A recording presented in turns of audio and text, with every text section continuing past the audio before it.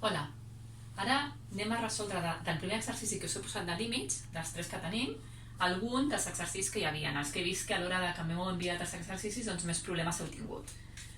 Comencem per al primer. Fixeu, el primer que heu de fer amb un límit és substituir. Per tant, si jo substitueixo per 3 la x, em queda 3 elevat a 3, que és 27, menys 27, 0, i aquí 3 al quadrat, que és 9, 4 per 3, 12, 9 menys 12 més 3, 0. Això ja sabeu que és una determinació. Com resolem aquest tipus d'indeterminacions? Vam dir que havíem de descomposar numerador i denominador i simplificar. Per tant, per descomposar, per exemple, podem fer Ruffini. Agafo el primer polinomi i fem la descomposició per Ruffini. Un 1 perquè el coeficient de x a la 3 és 1, 0 perquè no tenim coeficient de x al quadrat, 0 perquè no tenim coeficient de x i menys 27. I aquí posem el 3. Fem Ruffini, recordeu que si ho fem bé, això sempre ha de donar 0, aquest el baixem, 1 per 3, 3, 3 més 0, 3, 3 per 3, 9, 9 més 0, 9, 9 per 3, 27, i 27 menys 27, 0. I ara fem el següent. Aquest és una equació de segon grau, ho podríeu fer per la fórmula de l'equació de segon grau, si voleu ho podem fer igualment per Ruffini, perquè com ens ha donat 0 sabem que per Ruffini sortirà també, el teorema del residu. Per tant, posem el 3, 1, 1 per 3, 3, menys 1, menys 3 i 0. Per tant, jo sé que el límit aquest, quan x tendeix a 3, aquest polinomi d'aquí, si el descomposo, serà x menys 3 per aquest 3 d'aquí, que multiplica aquest polinomi que m'ha sortit aquí, que com aquest polinomi és de grau 3, aquest és de grau 2, i per tant serà 1x al quadrat més 3x més 9. I al denominador tindrem l'x menys 3 també per aquest 3 que m'ha sortit aquí, aquest és un polinomi de grau 2, aquest és de grau 1 i per tant serà x menys 1. Ara simplifiquem, sempre es pot simplificar, i ara tornem a substituir per 3, per tant quedarà 3 al quadrat més 3 per 3 més 9 dividit entre 3 menys 1, és a dir, 27 dividit entre 2. Aquest és el primer. Aquest segon, fixeu-vos que si jo substitueixo per 0 també em surt 0 dividit entre 0, però abans farem aquesta identitat notable. Recordeu les identitats, el quadrat del primer, més el doble del primer pel segon, més el quadrat del segon, després menys aquest 9, dividit entre x. Fixeu-vos que si simplifico el 9, límit quan x tendeix a 0, de x a la 2, més 6x dividit entre x. I si substitueixo per 0, em queda 0 entre 0. Tornem a tenir una determinació d'aquest tipus. Hem de fer la descomposició factorial dels polinomis, però en aquest cas fixeu-vos que per fer la descomposició factorial, sempre que es podia treure factor comú, ho havíem de fer abans de res. I ara puc simplificar aquesta x i em quedaria de x més 6, que substitueixo i em queda 0 més 6 igual a 6.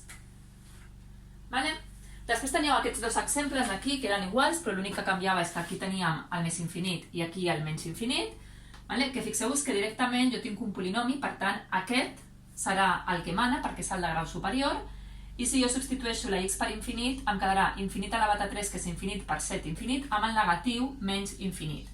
És a dir, aquest és molt més gran que aquest. I en canvi, si substituïm per menys infinit, tindré menys infinit elevat a 3 per 7 menys infinit, amb el menys de davant em quedarà més infinit.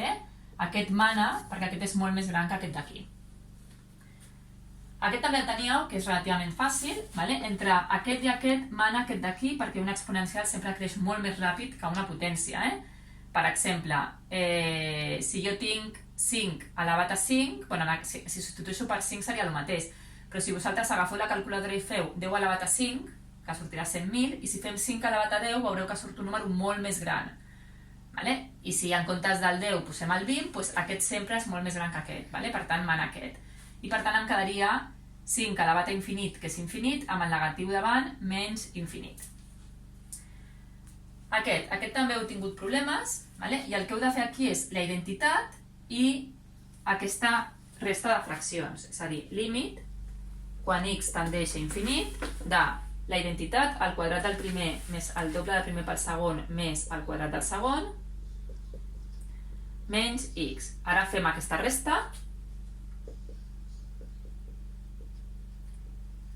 i em quedarà x al quadrat més 4x més 4. Ara menys x que multiplica aquest d'aquí. Aquí seria menys x que multiplica x menys 1, que ho posarem aquí, menys x al quadrat més x, dividit entre x menys 1. Aquest se simplifica